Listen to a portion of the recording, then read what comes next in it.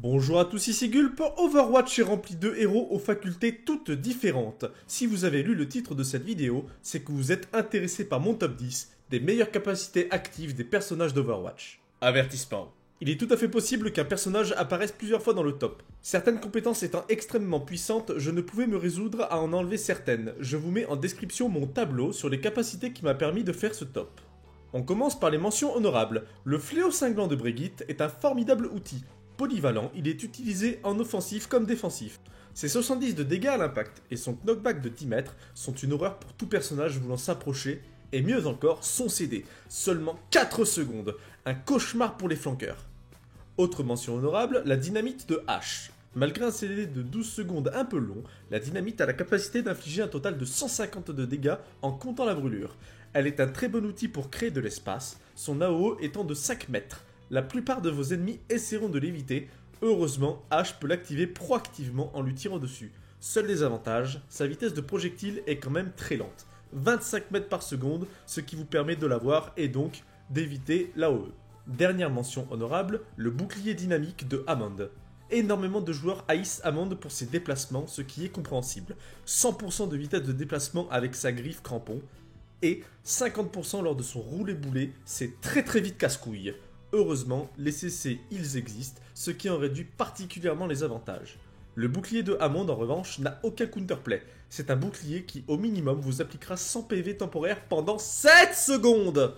Mais ce n'est pas le truc le plus OP me direz-vous, puisque 100 PV c'est quand même très peu.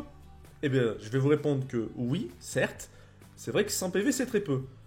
En revanche, 600 PV ça allait beaucoup moins. Activable instantanément, c'est sans doute la meilleure capacité de survivabilité appliquant des PV temporaires. Seul défaut, son cooldown de 15 secondes qui l'empêche d'être omniprésent en fight, et honnêtement c'est tant mieux.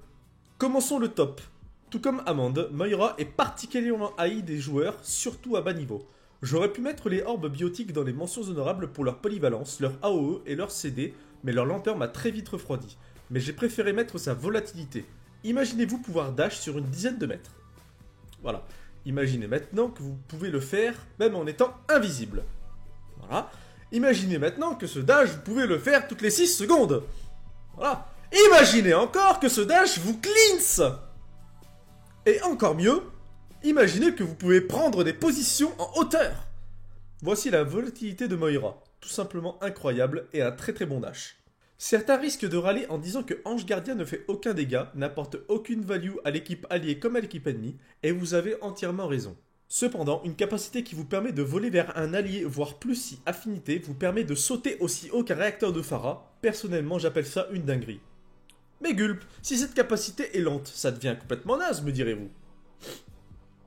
Est-ce que c'est lent pour vous 1,5 secondes?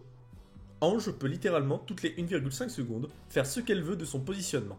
Et tout ça avec la vitesse d'un MiG-29 russe. Vous pourrez toujours me dire que si tu as de l'aim, tu la fumes facile. Malheureusement pour moi, mon aim est complètement exécrable. Et oui, je vous emmerde. Surtout qu'une très bonne Ange, sachant se positionner parfaitement, pourra toujours trouver une façon de vous filer entre les doigts. Genji est un héros au skill cap très élevé, mais qui peut être également très bas. Un mauvais Genji se fera exécuter sans sourciller par la première Ana sachant un minimum aim. Heureusement, la riposte lui permet d'inverser la tendance et de façon assez extrême. Avec un CD de 8 secondes et une AOE autour de lui d'un petit mètre, il renverra tous les projectiles qui lui arrivent de face. Quand je dis tous les projectiles, je dis bien tous les projectiles. Les strikes de Reinhardt, les slips de Ana, les bombes de Tracer, seul Sigma et son caillou ainsi que les diverses attaques laser peuvent le tuer. Mais au bout d'un moment, faut savoir s'attaquer aux bons ennemis.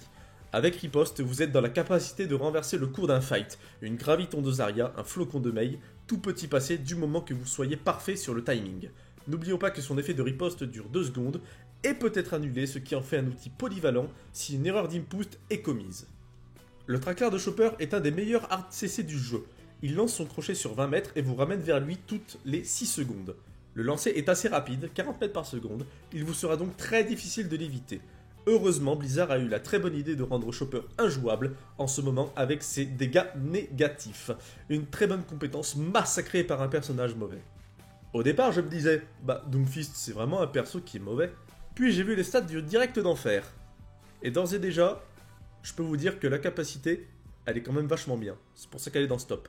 La capacité a deux visages, bien que le direct d'enfer soit plutôt mauvais avec ses dégâts au mieux corrects, sa vitesse d'exécution est quand même excellente. On parle d'un spell de 4 secondes de CD, un temps de cast varié allant de 1,1 seconde à 0,2 secondes, une capacité à pouvoir pousser et stun sur un mur, mais là où ça devient encore plus violent, c'est quand le point est chargé. C'est simple, le défaut du point de base disparaît. 122 dégâts au maximum, une AOE plus grosse, une vitesse d'exécution 50% plus rapide, un stun pouvant aller jusqu'à 1,15 secondes et une des meilleures poussées du jeu avec 22,5 mètres.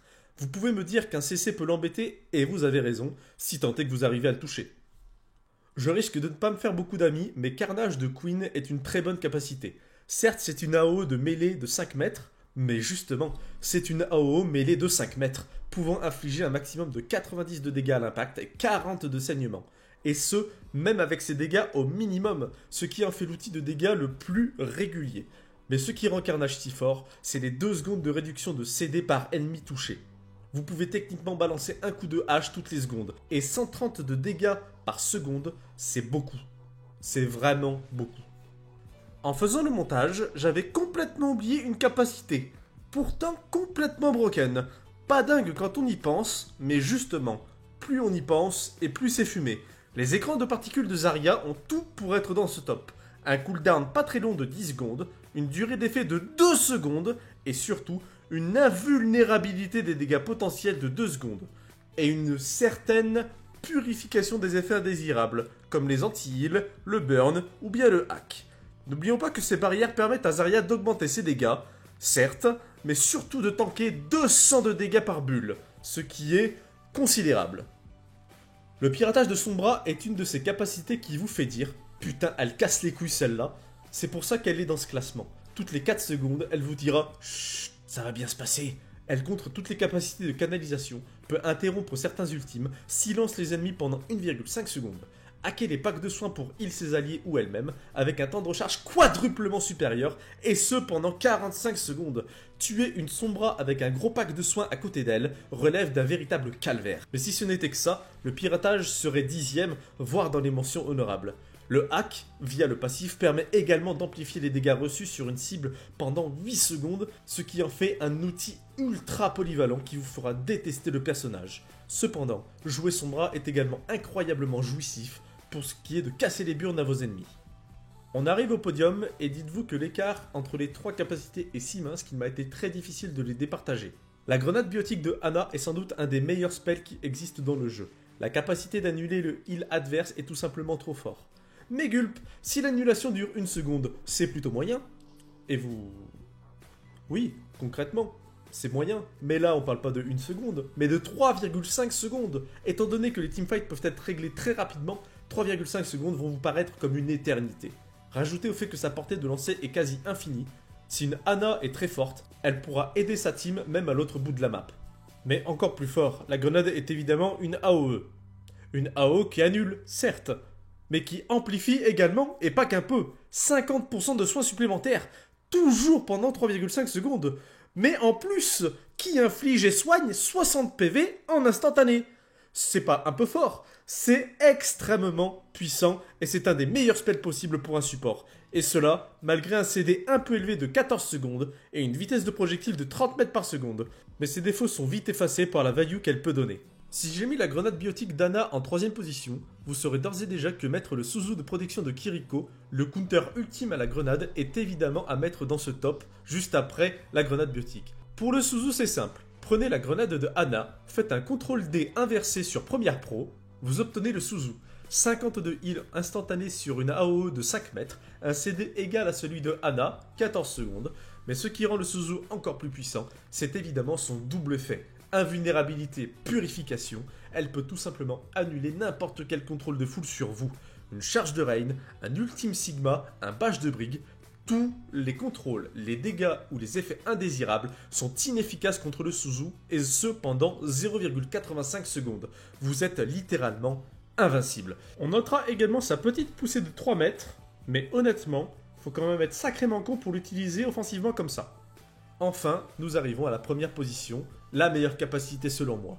Certains ne seront pas d'accord et je ne vous comprends tout simplement pas. Cette capacité est tellement puissante qu'elle a le potentiel de one-shot n'importe quel personnage si la coordination de votre équipe est parfaite. Si le personnage est contrôlé par un maître, sa value est quasiment infinie. L'élan régénérant de Vital est un dash très bien conçu, offrant 25 de hit. La fléchette hypothermique de Ana, le hard CC le plus puissant du jeu. Avec un CD de 10 secondes, elle pourra vaporiser n'importe quel personnage en le touchant. Cette capacité annule les déplacements et les dégâts de n'importe quel personnage, et cela avec une portée quasiment infinie.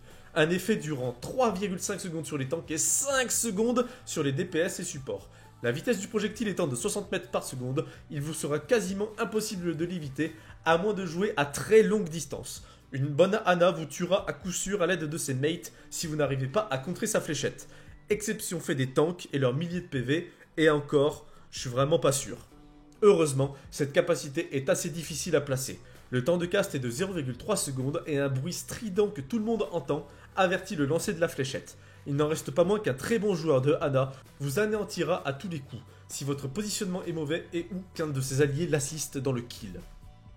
C'est tout pour le top 10 des meilleures capacités actives d'Overwatch. Quelle est la compétence la plus puissante selon vous? Mettez-la en commentaire. N'oubliez pas de vous abonner et liker pour voir toujours plus de contenu. Merci de m'avoir écouté et moi je vous dis à la prochaine.